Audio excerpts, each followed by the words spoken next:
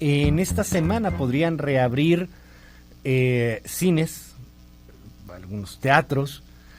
algunos antros, pero cambiando el giro, no como antros, sino como restaurantes. Todo en medio de una de las mayores crisis de salud a la que nos hemos enfrentado, si no es que a la mayor crisis de salud. Todo en medio de un país que tiene el máximo número de muertes por millón de habitantes en el mundo, en medio de un país que tiene el tercer lugar de muertes en el planeta, a nivel global, a nivel escala. Es pues una situación muy complicada, tensa, que preocupa al presidente de la República. Lo veíamos y lo escuchábamos en un mensaje que daba el fin de semana,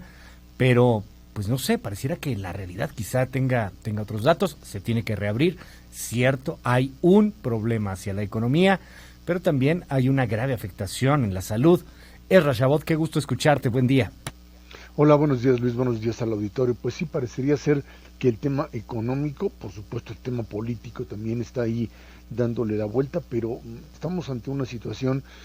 en donde pues la apertura está metida en una situación verdaderamente contradictoria. Estamos ante un incremento verdaderamente impactante de lo que sucede en el tema del coronavirus o de la pandemia. El día de hoy, New York Times en su primera plana tiene precisamente un reportaje sobre los hospitales en México, sobre el terror que tiene la población hacia la posibilidad de infectarse o de morir en los hospitales, y esta preferencia, dice New York Times, sobre quedarse en la casa o morir en la casa,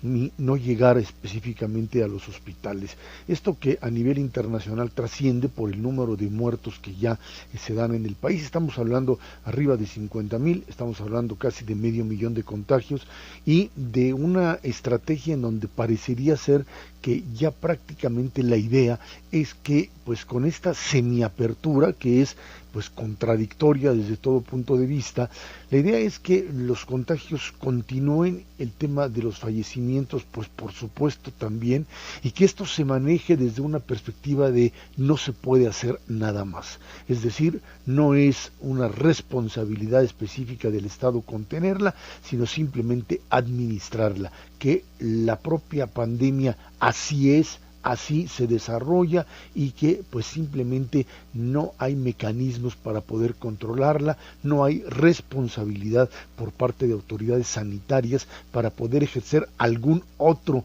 sistema de control. En la medida en que esto funciona así, pues se dice, y este es el argumento, pues parecería que estamos entrando en esta idea de la inmunidad de rebaño,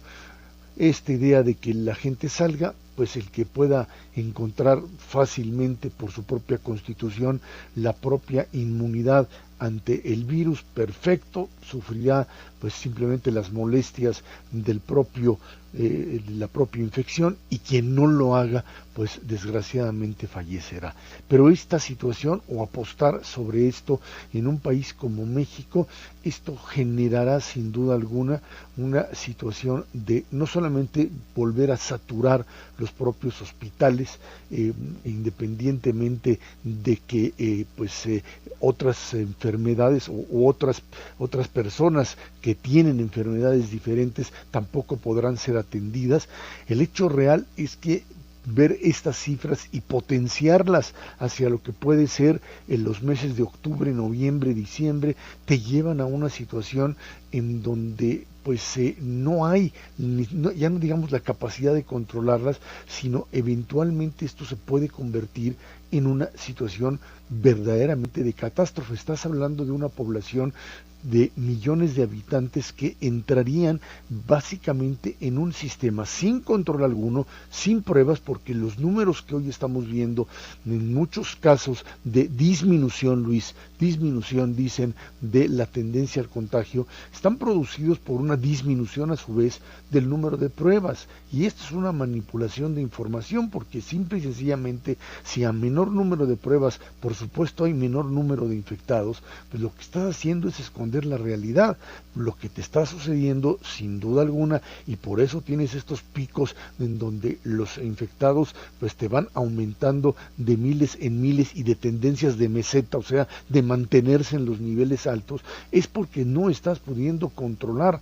específicamente la propia enfermedad y no hay un mecanismo generalizado de disminución o de ver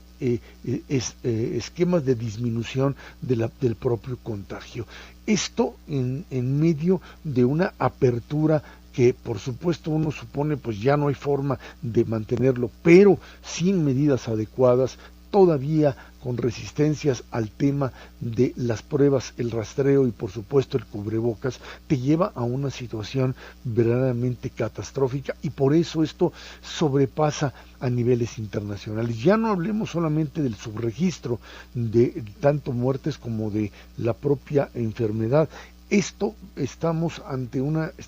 situación en donde las contradicciones son enormes, Luis, porque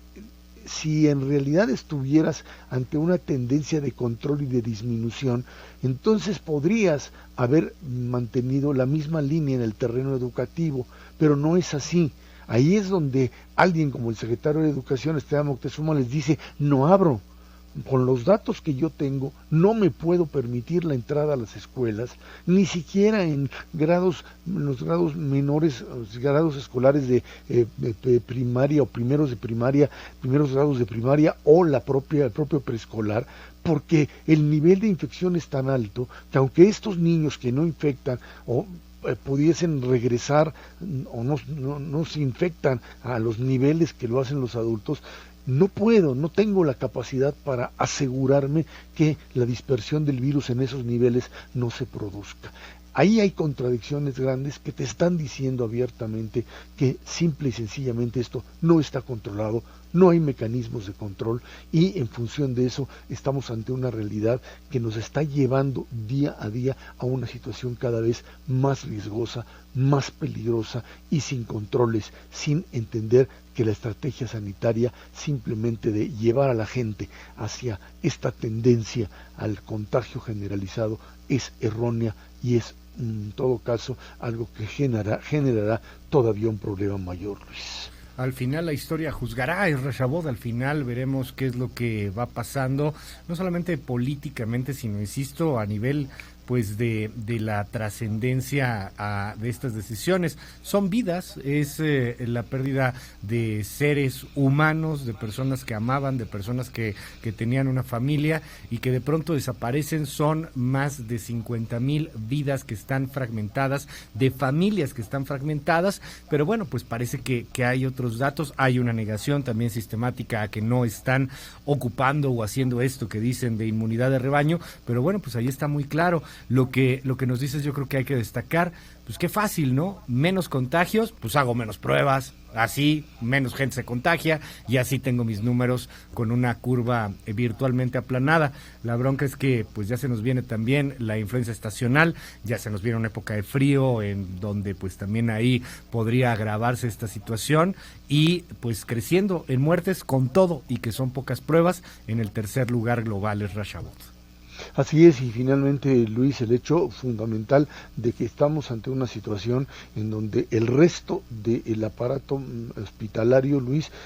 no tiene ya incluso la capacidad de aceptar a los enfermos de otro tipo de enfermedades. Estamos ante gente que con problemas de cáncer, con problemas de diabetes, con otro tipo de enfermedades, incluso de urgencias, no puede llegar a los hospitales porque algunos están totalmente saturados y entonces se pierden vidas como consecuencia indirecta de esta saturación, de esta sobreocupación y de esta falta de planeación en algo que verdaderamente se está convirtiendo en una catástrofe económica y por supuesto sanitaria, Luis. Gracias, Ezra Shabot, te mando un gran abrazo, muy buenos días. Gracias, buenos días.